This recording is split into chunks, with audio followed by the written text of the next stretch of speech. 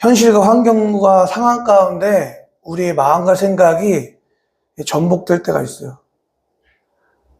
눈앞에 보이는 현실이 너무 막막하고 막혀있고 모든 게 정말 끝인 것 같고 길이 보이지 않는 그때, 여러분, 내 생각에 우리가 얽매이고 전복되면은 정말 답이 없는 거예요. 근데 그때 하나님의 말씀이 우리 안에 들어오면, 말씀 자체가 예수님이시기 때문에 예수님이 우리 안에 새로운 일들을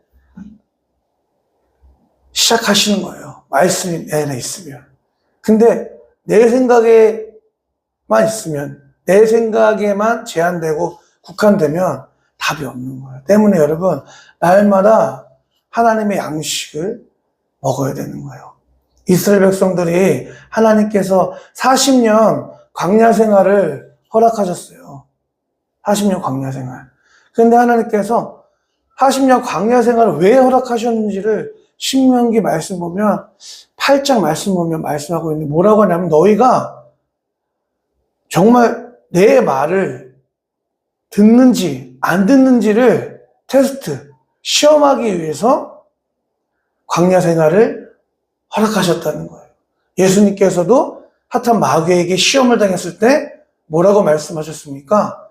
사람이 떡으로만 사는 것이 아니라 하나님의 말씀으로 사는 것이다. 그러니까 우리가 사는 삶은, 하나님의 자녀가 사는 삶은 눈앞에 보이는 물질, 양식, 밥으로만, 떡으로만, 세상 것으로만 사는 것이 아니라 그 모든 것이 끊어졌을지라도 하나님의 말씀으로 사는 것이다 라는 것을 알게 하시기 위해서 그 말씀을 저와 여러분에게 주셨다는 거예요. 여러분, 농구 선수 스테판 커리라는 선수가 있어요. 지금 그 경기의 어떤 판도, 스타일을 바꾼 두 명의 선수가 있대요. 한 명은 마이클 조던이에요. 마이클 조던 아시죠?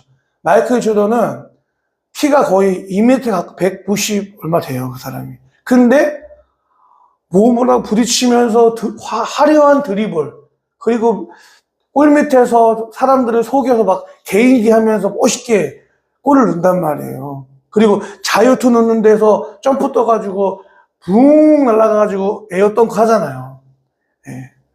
그 마이클 조던. 근데 저 때는, 저 때 다 우리 부모 세대가 비슷한 세대니까, 우리 부모님 세대 때는 그런 농구 스타일이었다면 NBA가, 지금은 어떤 스타일인 줄 아세요? 무조건 잡으면 3점 슛이에요. 무조건. 그러니까 스테판 커리라는 그 NBA 선수가 지금 계속 MVP를 하고 있거든요. 그냥 잡으면 3점 슛이에요. 잡으면. 근데 커리의 운동화에는 한 말씀이 적혀 있어요. 말씀. 그게 뭐냐면, 내게 능력 주신 자 안에서 내가 모든 것을 할 수 있느니라. 우리 빌립보서 말씀 찾아볼까요? 13절에 지금 세번역 성경을 읽으니까 우리가, 나에게 능력을 주신 분 안에서 나는 모든 것을 할 수 있습니다, 이렇게 했죠. 근데 이제 원래 개혁 한글 성경에는 내게 능력 주신 자 안에서 내가 모든 것을 할 수 있느니라, 이렇게 됐어요. 내가 예수님 안에서 내가 모든 것을 할 수 있습니다. 이 말씀이, 여러분, 말씀 한 절만 딱 떼어가지고 사용될 때가 있어요. 그러니까 언제 많이 사용되냐면, 수능 볼 때, 어떤 중요한 입사 시험, 채용 시험을 볼 때, 이 말씀을 청년들이, 학생들이, 내가 예수님 안에서 난 모든 것을 할 수 있어 라고 이렇게 해석을 하거든요. 적용을 하고. 그게 맞긴 하지만 조금 한쪽으로 치우친 해석이 될 수가 있어요. 원래의 본 뜻은 뭐냐면, 지금 바울은, 여러분, 감옥에 있어요. 복음을 전하다가 로마의 감옥 안에 가택연금, 자유하지 않는 몸이에요. 모든 것이 사방으로 막혀 있는 거예요. 그러니까 별로 은혜롭지 않은 환경입니다. 근데 오히려 바울이 빌립보 교회에게 편지를 써서 계속 뭘 얘기하냐면, 여러분 기뻐하십시오. 즐거워하십시오. 제가 감옥에 있는 것 때문에 여러분 너무 낙심하지 마세요.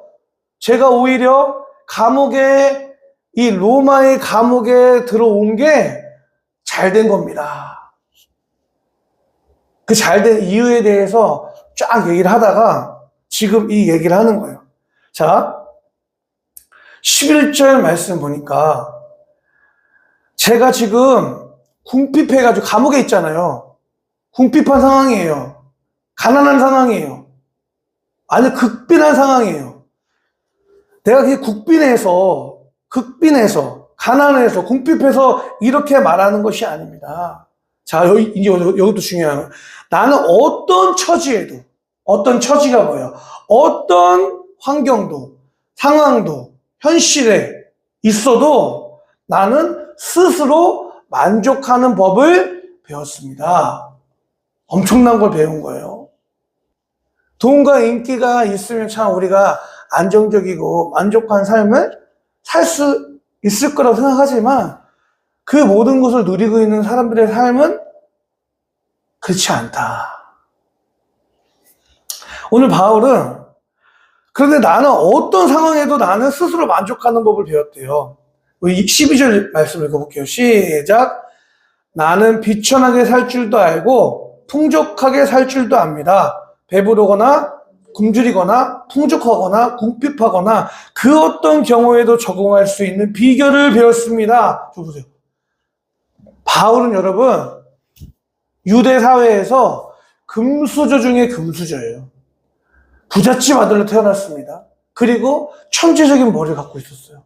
그래서 그 당시에 최고의 학자라고 불려지고 있던 가말리엘이라는 사람의 제자였어요. 그 당시에는 이런 학교가 있지 않았기 때문에, 그 당시에는 너 어떤 학교 나왔어가 아니라 너 누구의 제자야, 이거가 이제 스피드던 시대죠. 그 가말리엘은 지구로 온 최고의 학교를 얘기하고 있는 거예요. 바울은 금수저고 집안도 아주 잘 사는 집안이고 정통적인 어떤 바리새인 지파의 사람이었고, 또 머리도 좋아가지고 공부하면 가말리엘, 또 그의 제자 바울, 모든 것을 갖고 있었던 사람이, 그러니까 지금 이렇게 얘기할 수 있었던 거예요. 나는, 그런 바울이 지금 감옥에 있었잖아요. 그렇죠? 그러니까 엄청 모든 것을 가져도 받고 누려도 받고, 지금 어디 있어요? 감옥에 있어요. 비천한 상황 가운데 있는 거예요. 그러니까 지금 나는 비천하게도 살아봤고 궁핍하게도 살아봤고 배부르게도 살아봤고 풍족하게도 살아봤어. 근데 이 모든 상황에서 나는 이 모든 상황에서 적응할 수 있는, 만족할 수 있는 일체의 비결을 하나의 비결을 배웠다는 거예요. 그게 뭐냐면 13절 말씀 읽어볼게요. 시작. 나에게 능력을 주신 분 안에서 나는 모든 것을 할 수 있습니다. 저 보세요, 여러분. 바울이 내가 풍족한 삶 가운데 있을 때도, 그리고 지금 감옥에 갇혀서 배고프고 궁핍하고 칙칙한 그 감옥에서 추위 가운데 살고 있음에도 불구하고 나는 여전히 그 모든 상황 속에서 나는 만족해. 감사해. 난 괜찮아. 스스로 정말 만족할 수 있는 비결을 배웠는데, 그게 뭐냐면 나의 모든 삶의 모든 순간이 예수님 안에 있기 때문에 나는 감옥에 있어도, 부자로 살아도, 비천하게 살아도, 그 어떤 환경 가운데 있어도 나는 예수님 안에서 모든 것을 할 수가 있어. 만족할 수 있어. 이 말뜻이 내게 능력 주신 자 안에서 모든 것을 할 수 있습니다. 라는 말씀의 뜻이라는 거예요. 여러분, 오늘 여러분들의 삶은 어때요? 스스로 만족하고 계세요? 표정 보니까 만족하지가 않아, 다들. 저도 만족하지 않아요. 만족하지 않아요. 궁핍해요. 비천해요. 근데 여러분, 환경과 상황 가운데 우리가 얽매이잖아요. 환경과 상황대로 눈에 보이는 대로 내 삶을 해석해버리잖아요. 그러면 전복되는 거예요. 전복되는 거예요.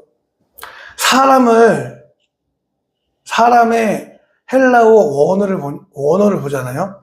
그 안드로푸스라고 그래요. 안드로푸스. 뜻이 뭐냐면 사람이라는 존재 자체가 따라해보세요. 위를 보는 자. 위를 보는 자. 사람의 정의가 뭐냐면 위를 바라보는 자라는 뜻이에요. 그러니까 사람은 땅만 바라보고 사는 존재가 아니라는 거예요. 위를 바라보는 자. 위가 누구를 의미하는 거야? 하나님을 바라보는 자. 여러분, 꿩을 사육할 때 꿩의 머리에다가 이렇게 캡을 달아놓는다. 이렇게 모자 같은 캡. 그 꿩이 날 수 있어요. 그렇죠? 날아갈 수 있어요. 근데 딱 캡을 씌워놓으니까 하늘을 바라보지 못하는 거예요. 땅만 바라보는 거예요. 시야를 가리는 거예요. 그러니까 계속 땅만 바라보니까 지금 날 수 있는 능력이 있음에도 불구하고 위를 바라보지 못하니까 뭐예요? 땅만 바라보다가 사육당하는 거예요. 몽골에 가면 독수리 사냥이라는 게 있습니다. 독수리 사냥은 어떻게 합니까? 독수리는 뭐예요? 바람을 마치 자기 것이냐 마냥 바람을 뭐예요? 완전히 뭐예요? 자유자재로 응용하고 활용하는 새가 독수리잖아요. 그렇죠? 근데 그 독수리를 몽골 사람들이 어떻게 사육하는지 아세요? 잡아요. 제일 먼저 뭘 해요? 눈을 가려요. 벼룩도 마찬가지입니다, 여러분. 벼룩도 엄청 작은 벌레인데 자기 몸에 몇백 배를 떠요. 벼룩이요. 근데 이런 실험실, 이 비커 같은 데다가 벼룩을 넣고 이 뚜껑을 딱 닫아버리는 거예요.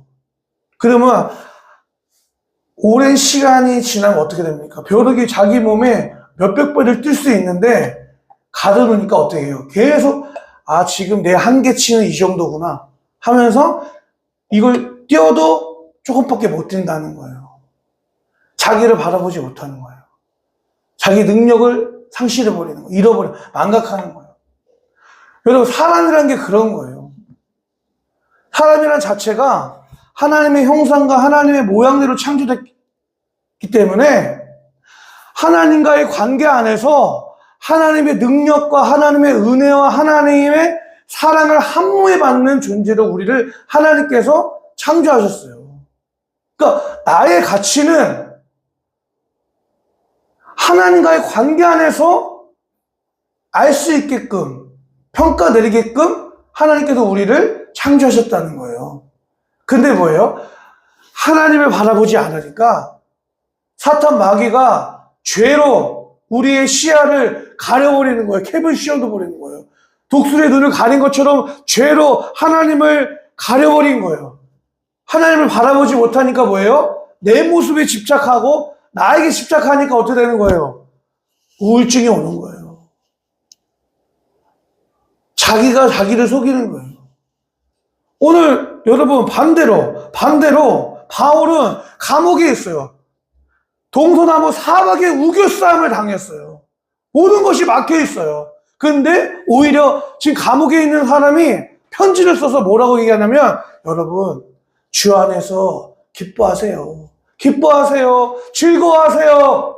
왜 즐거워하라는 거예요? 우리에게 능력을 주시는 예수님 안에 우리의 삶이 있기 때문에 지금 제가 감옥에 있어도요 저는 여전히 행복해요. 기뻐할 수 있어요. 만족할 수 있어요. 그걸 얘기하고 있는 거예요. 근데 바울은 나는 모든 환경과 상황 가운데서 자족할 수 있는, 만족할 수 있는, 행복할 수 있는, 즐거워할 수 있는 일체의 비결을 배웠는데 그게 뭐냐면 내게 능력 주신 그 예수님 안에 내가 있다는 것이 믿어지니까 나는 그 모든 환경과 상황 가운데서 모든 것을 할 수 있습니다. 오늘 이 말씀을 여러분들에게 적용해 볼게요.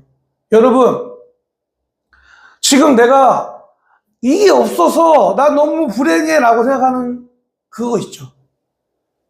그것이 돈이 될 수도 있고 사람이 될 수도 있고 관계가 될 수도 있고 성적이 될 수도 있고 사람마다 다르겠죠. 그렇죠?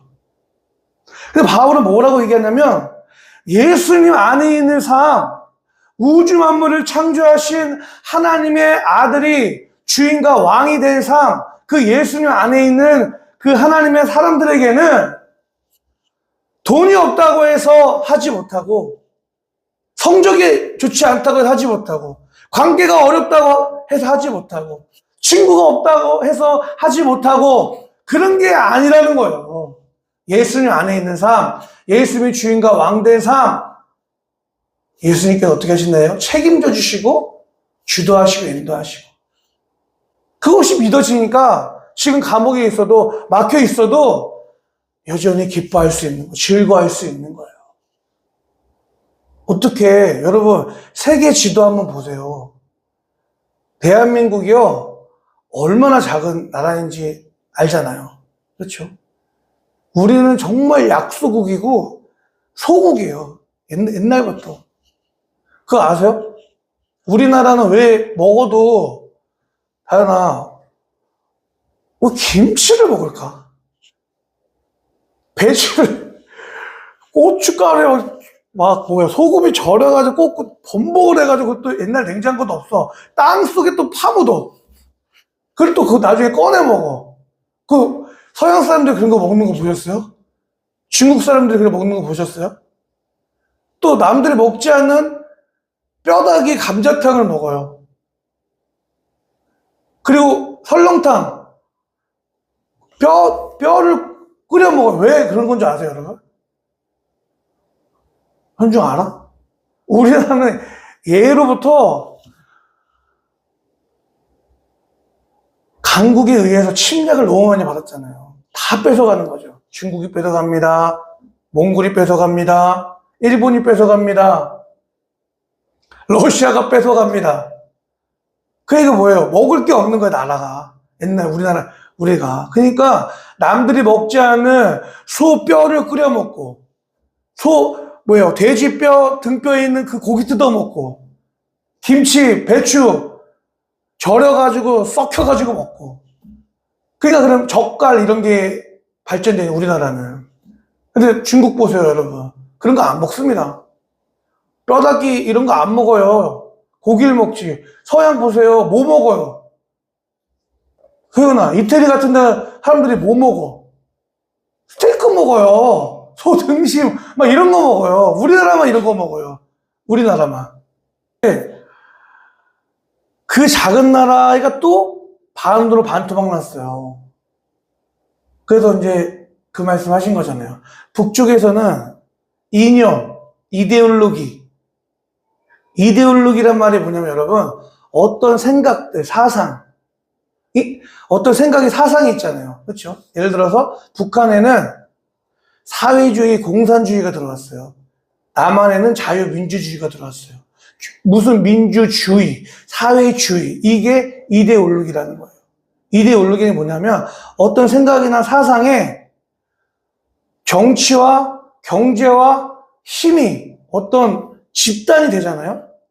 체계화 되잖아요. 그거를 무슨 주의라고 합니다. 무슨 주의. 이데올로기가 되는 거예요. 자, 그러면 이데올로기는 뭐냐면 철저히 유물론입니다. 유물론. 유물론이 뭐예요? 보이는 세계만 믿어라. 보이지 않는 세계는 없다. 과학만 믿어. 예? 유물론. 무신론. 신은 죽었다. 신은 없다. 예? 그리고 북한 같은 경우는 뭘 믿습니까? 주체 사상. 너가 너의 인생 가운데 주체가 되라. 이게 북한의 사상이죠. 반대로 남한에 뭐가 들어왔습니까? 자유민주주의가 들어왔어요. 자유민주주의의 뿌리는 뭐예요? 기독교 사상입니다. 예.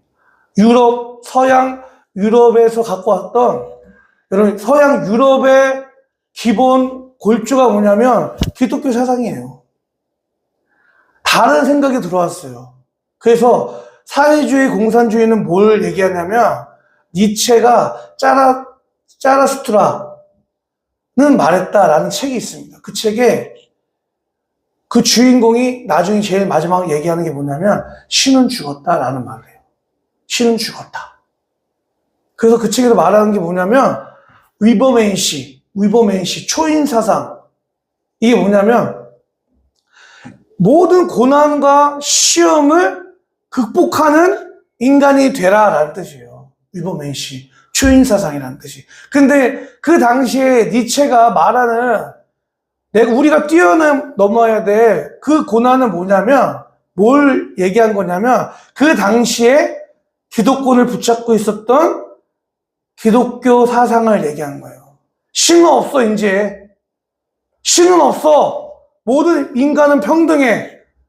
그러니까 이 주체의 사상, 이 사회주의, 공산주의를 이루기 위해서 이것을 반대하는 사람들을 죽여도 괜찮다. 라는 게 초인세상입니다.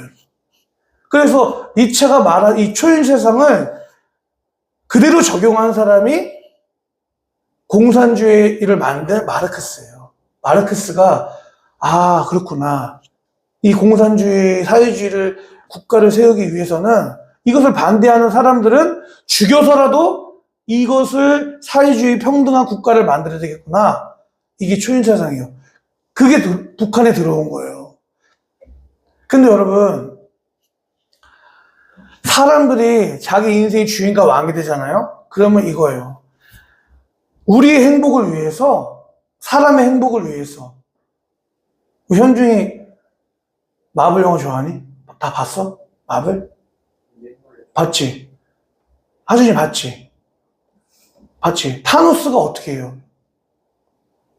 타노스 여러분 그냥 무식한 빌런이 아니에요. 타노스가 뭐라 그래요? 내가 이 모든 우주의 모든 원석들을 다 모아가지고 딱 튕기기만 하면 지금 먹고 살 게 없는데 이 우주에 딱 튕겨서 지구의 절반을 죽이면 나머지 절반은 먹고 살 수 있으니까 그걸 하겠다는 거예요. 타노스가. 초인사상입니다. 전형적인. 그러니까 어떤 대의를 위해서 다수의 그 반대하는 그 사람들을 희생시켜서라도 이것을 이룰 수 있다. 네, 그게 타노스의 초인사상. 니체, 마르크스랑 다 똑같은 거예요. 근데 여러분, 기독교의 사상은 뭔지 아세요? 도스토옙스키라는 사람이 있어요. 러시아의 대학자, 문호입니다. 그 사람이 죄와 벌이라는 소설을 썼어요. 근데 그 내용이 뭐냐면, 어떤 한 젊은이가 이 초인사상에 쩔어 있는 거예요. 그래서 너무나 여러분, 유럽 사회가 지금 우리가 유럽 한번 여행 가고 싶어 막 하잖아요. 그렇죠? 근데 벌거벗은 세계사 이런 그 프로그램이 있거든요. 그거 봐보세요. 정말 지저분한 나라가 다 유럽이에요. 옛날 우리 성도님이랑 그 집에다 모셔드리면서 우리 옛날에 막 금요일마다 주말의 명화 막 얘기했잖아요. 주말의 영화 보면 옛날 영화 많이 나오잖아요. 여자들이 막 파티 옷 입고 이렇게 가슴골 다 드러나는 옷 입잖아요. 그거 왜 입어요? 그거 왜 입는지 아세요? 지금도 막 어떤 파티나 어떤 연예인들이 막 그렇게 옷을 입잖아요. 그 유래가 뭐냐면, 그 당시에 서구 유럽 가운데 매독이 유행했던 거예요, 매독. 너무 문란해가지고 성병이 유행했던 거예요. 그러니까 이거를 가슴을 이렇게 드러내서 옷을 입어서 남자들한테 나는 매독에 걸리지 않았습니다 라는 것을 알리는 거예요, 유래가. 향수는 뭐예요? 유럽에 화장실이 없어요. 화장실 문화가, 그러니까 이렇게 파티 퍼진, 유럽 사람들이 막 짧은 치마 입고 다니는 거 봤어요? 퍼진 치마 입고 다니는 거, 그치? 지나가는 데가 그냥 화장실이에요. 이렇게 해가지고, 화장실이 없으니까. 그러니까, 사회 자체가 너무 냄새가 지독했다는 거. 그러니까, 발전한 게 뭐예요? 향수예요. 다. 그러니까, 서구 유럽 사회가, 여러분, 우리가 로망을 갖고 있지만, 사실은 너무나 지저분합니다. 너무나 지저분해요. 그런데, 그 죄와 벌의 그 주인공이 보니까 너무 삶이 지저분하고 잘 사는 사람은 너무 잘 살고 못 사는 사람은 너무는 못 살아요. 근데 이 주인공이 나름 좀 공부를 한 사람이에요. 학생, 대학생. 그래가지고 생각이 초인 세상에 쩔어인 거예요. 공부를 한 거야. 그래서 무슨 생각을 결론을 내냐면 그 마을에 아주 지독한 전당포 할머니가 있어. 악질 할머니. 근데 부자야. 그래서 이 사람이 내가 저 할머니를 죽여서 할머니의 돈으로 불쌍한 사람들을 많이 도와주면 좋지 않겠나. 이거 너무 사회적으로 봤을 때 좋은 일 아닌가. 이게 맞아요, 여러분, 이 생각이. 근데 초인사상 위범인 씨가 그런 거예요. 이 대의를 위해서 정말 좋은, 자기가 생각하는 좋은 일을 위해서 저 할머니쯤 하나 죽이는 거는 괜찮다. 합리화시키는 거, 자기 합리화시키는 거. 그래서 죽입니다, 할머니를. 그 돈을 갖고 와서. 근데 사람을 죽이니까 마음이 너무나 힘들어요. 근데 그 과정 가운데 이 사람이 한 여인을 만나요. 소냐라는 여인을 만나요. 이 소냐는 어떤 사람이냐면 집안에 아버지는 맨날 술주정뱅이고 엄마는 맨날 너 몸 하나 뭐 이렇게 간직해서 뭐 하냐. 나가서 뭘 하라 그러냐면 나가서 몸 팔아서 돈 벌어서 동생들 먹이게 살리라는 거예요. 이것도 약간 그런 초인사상과 비슷한 거죠. 그래서 이 소냐라는 사람이 나가서 몸을 팝니다. 그 돈을 가지고 와요. 동생들을 먹여 살려요. 그런 삶을 사는 여인이었어요. 근데 여러분, 세상의 기준으로 봤을 때는 창녀는 좋게 볼 수가 없죠. 그렇죠? 근데 이 죄와 벌의 이 주인공이 이 소냐를 만나서 교제하면서 생각의 전환이 온 거예요. 뭐가 다른 거예요? 나는 대의를 위해서 모든 사람을 먹여 살리기 위해서 그 할머니를 죽였어요. 그렇죠? 이게 초인사상입니다. 공산주의예요, 이게. 근데 이 소냐라는 이 자매와 계속 교제를 하는데 이 소냐는 뭐예요? 동생들을 먹여 살리기 위해서, 가정을 먹여 살리기 위해서 누군가를 죽이는 게 아니라 뭐예요? 자기가 희생하는 거예요. 이게 여러분 기독교 사상입니다. 이게 기독교 사상이에요. 그러니까 대의를 위해서 누군가를 희생시키고 누군가를 죽여서라도 그것을 이뤄야 돼라는 게 공산주의고, 기독교 사상은 뭐예요? 내가 하나의 미랄이 되어서 내가 이 땅에 떨어져 죽으면 많은 열매를 맺는 것처럼 내가 동생들을 위해서 내가 창녀가 돼서라도 우리 가족을 먹여 살려야겠다. 이게 여러분 기독교 사상이에요. 뭐가 맞는 거예요? 북한에는 사회주의가 들어가니까, 공산주의가 들어가니까 김정은, 김일성, 김정일, 김정은 어떻게 합니까? 자기의 어떤 대의를 위해서, 핵무기를 위해서, 자기의 체제를 위해서 수많은 북한 주민들을 굶어 죽게 하잖아요. 그게 전형적 위범 인시 초인 사상이에요. 기독교 사상은 뭐예요? 여러분, 이 대한민국이 오늘의 대한민국이 될 수 있었던 비결은 뭐예요? 우리 부모님의 부모님의 부모님 세대가, 그리고 또 그 밑세대가, 세대가 나는 못 먹고 못 살아도, 나는 못 입어도, 나는 못 먹어도 오늘 내가 희생해서 우리 자녀들을 잘 먹고 잘 살아야지. 희생하는 기독교 사상이 대한민국에 있었던 거예요. 그러니까 오늘 우리가 이렇게 잘 먹고 잘 살 수 있는 것입니다. 오늘 여러분, 바울은 내게 능력 주신 자 안에서 내 삶이 예수님 안에 있는 것을 정말 믿고 신뢰할 때, 오늘 이 현실은 너무나 어렵지만, 오늘 내가 직면하고 있는 이 삶의 모든 문제가 너무나 나를 힘들게 하지만, 이게 다가 아니다. 내가 이 속에 있지만, 내가 현실에 전복되지 않는다. 왜? 예수님이 내 삶을 주도하시기 때문에, 인도하시기 때문에. 오늘이 다가 아니다. 내가 알지 못하는 크고 비밀한 하나님의 계획하심이 있다. 주도하심이 있다. 그러니까 여러분, 삶의 모든 문제 가운데 전복되지 않는 거예요. 위를 바라보고 하나님을 보니까 살 길이 보이는 거예요. 다시 한번 따라볼까요? 문이 닫히면 크게 해보세요. 문이 닫히면 반드시 또 다른 문이 열린다. 예, 여러분, 이게 기독교 사상입니다. 문이 닫히면, 사방으로 우겨싸임을 당했지만, 내가 여러분, 성적의 문이 닫혔어요. 친구의 관계가 문이 닫혔어요. 사람의 관계가 문이 닫혔어요. 뭐 여러 가지가 있겠죠. 문이 닫히면 하나님은 어떻게 하신다는 거예요? 피할 길을 내신다. 반드시 다른 문이 열리게 하신다. 여러분, 삶의 문제에서 여러분의 삶 가운데 생각의 전환이 있으시길 기도될 줄 믿습니다. 우리 이 말씀만 읽어보고 마칠게요. 고린도전서 10장 13절 말씀. 여러분은 사람이 흔히 겪는 시련밖에 다른 시련을 당한 적이 없습니다.